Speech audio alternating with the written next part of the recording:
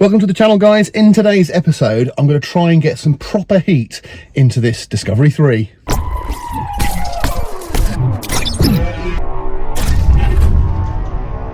So in a sense, we're lucky because we haven't put our glove box back on yet. It's the whole glove box really. And you can just see in here, this grey little pod is our final resistor, I think. And you can get access to it just by dropping this lower panel. You might not even need to remove the glove box. You should be able to get to it from under here. So if we look underneath, that is the item we're trying to remove. Should be fairly straightforward, I hope. And this is the one we've got to replace it. So this is a Brit part replacement, aftermarket replacement. It's only 22 quid. So if this solves our problem, we are onto a winner. So let's get the old one out and see if it looks the same.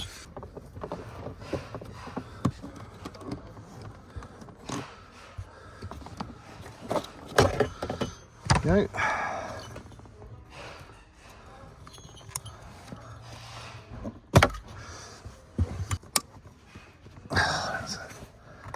Okay. Now this is actually listed as only for air-conditioned vehicles, but I'd be surprised if any of these weren't air-conditioned. Okay, so we are in. So I've got it on cold, and that is definitely pushing out cold air. So we go up to full heat.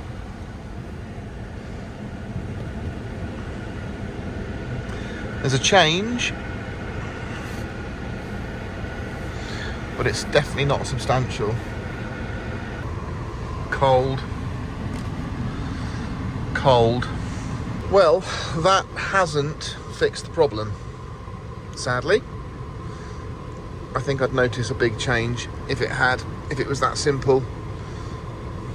Okay, so we know that that little thermostat, whatever it was, didn't work, and we're still not getting heat. So I've come into the bowels of the warehouse here. Now, I'm going to revert back to my old friend Forte.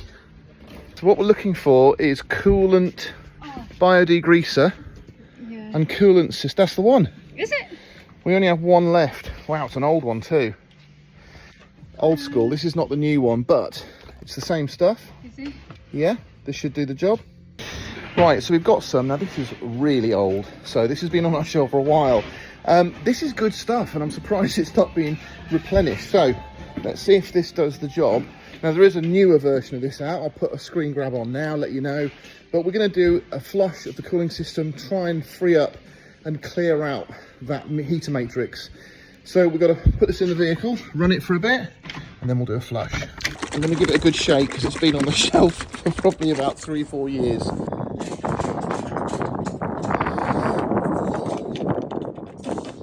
So we have our heater on full, have it on full heat as well. We're going to run the truck.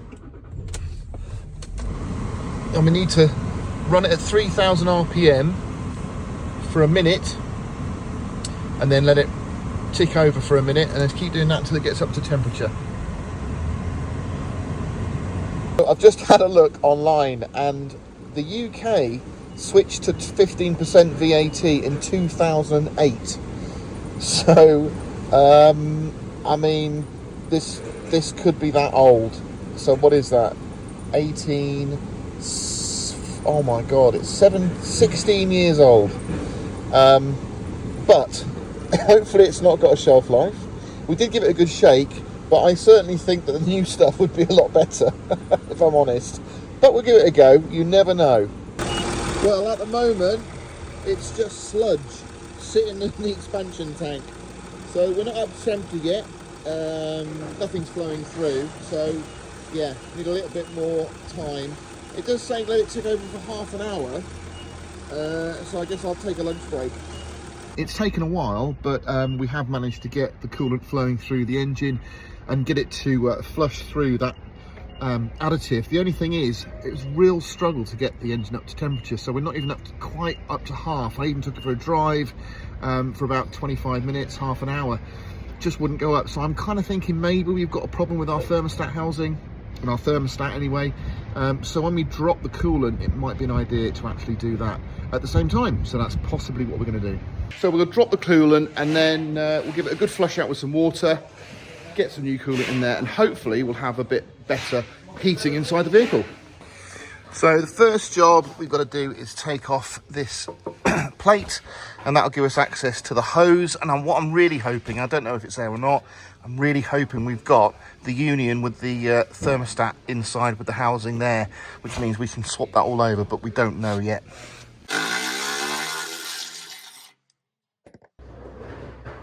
Right, we're under the front here now, so we've taken the access hatch off, and this is what I did want to see. Here is our thermostat housing. Now, we've got a Euro 3, because it's such an old Discovery 3, it's the Euro 3. Now, this will be different on later models, but on ours, we've got access to it, so it would be remiss of me to not change that while we can. So I'm going to make sure we've got one in stock before I start taking things apart. The biggest issue, I don't know if it's an issue, but the biggest thing I want to be careful of is making sure that I put all the pipes back in the right place. Should be fine. I've got the right clamps. I think I can get access. Might take this off as well, just to give me access to these hose clamps to make my job a bit easier.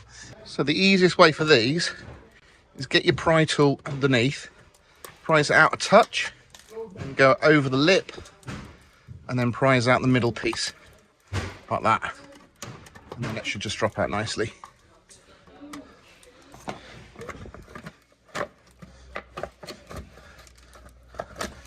There we go.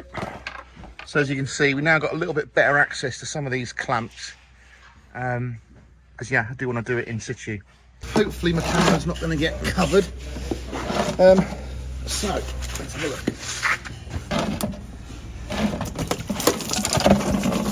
There we go.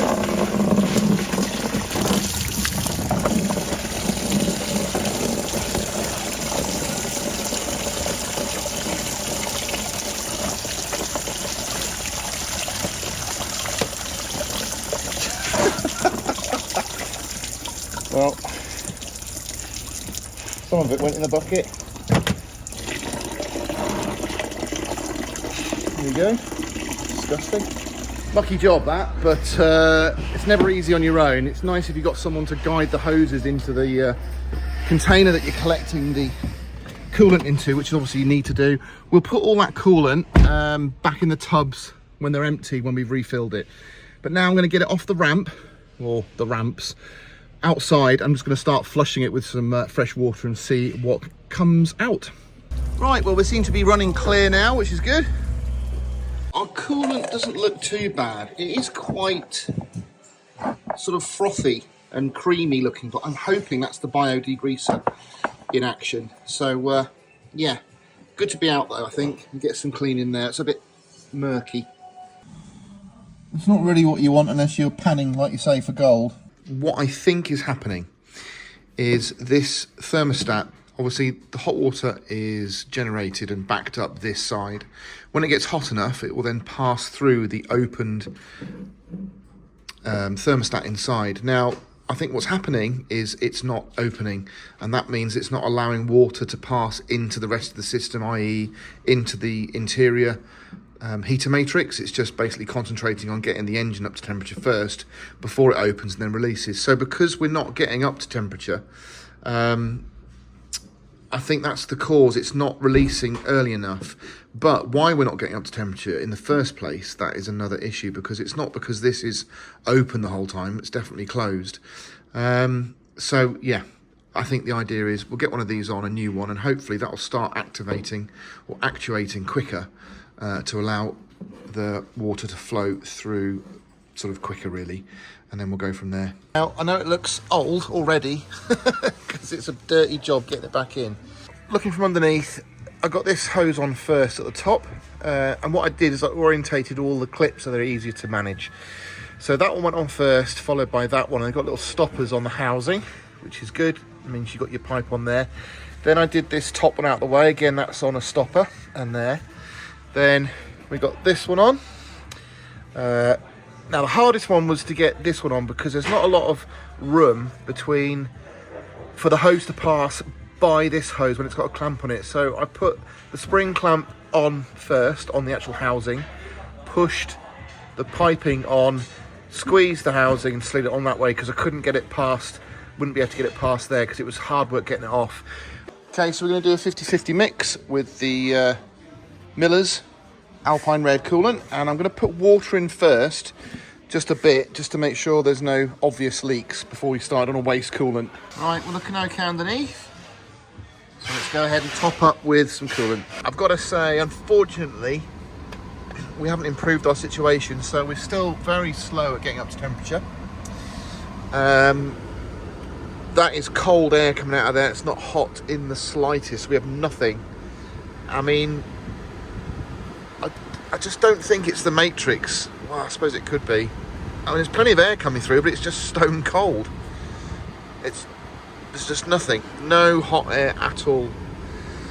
So we've got one more thing we can try, and that is to replace this unit in case these are not working. So I did order a unit off eBay. We got one of these HVAC heater control units, pretty cheap. This was 15 quid, and they ranged from 15 up to 85. But I thought, if I'm just going to try to see if this will work, I'm not going to spend a fortune. So 15 quid in my mind seems like a pretty good deal. I had to get an early one, which has got this recirculate button, the big button here. If you've got a later Discovery 3, you need the ones which has got sort of the rear cabin for the 6th and 7th seat in the back. So just check the buttons are all the same as yours when you have a little look. So yeah, we're going to whip this out quickly, and hopefully it's going to give us some heat. All we've got to do is just pull our trim off. The poor thing's been off that many times now. It should just come off quite easily. There we go. No worries there. That's good. They look the same. Okay, we are in with our new unit. It's all in place. Don't know if it works, let's find out. It hasn't been started for about 5 days because I've been ill. So fingers crossed. Oh, you beauty. Okay, all our warning lights are off. Now, first thing I want to do is see if the heated seats work. So, I'll put them on. What I might do is, if we can't get up to temperature quickly enough, because it's only 6 degrees, might try and force the auxiliary heater on using my diagnostic tablet. So give it a few minutes, see if we get some heat. So we do have a bit of a result. We have a heated passenger seat, which we didn't have before.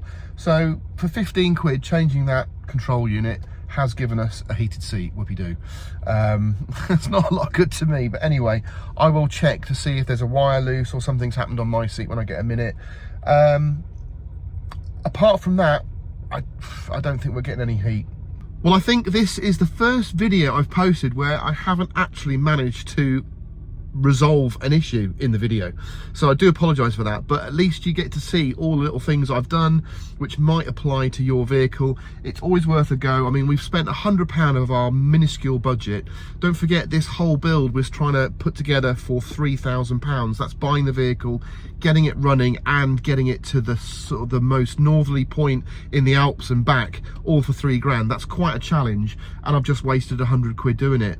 But we do now have a passenger seat that's got a heated seat that works, so that's a win-ish. And I've probably increased the efficiency of the internal heating by about 2 degrees, so I don't think that's a win.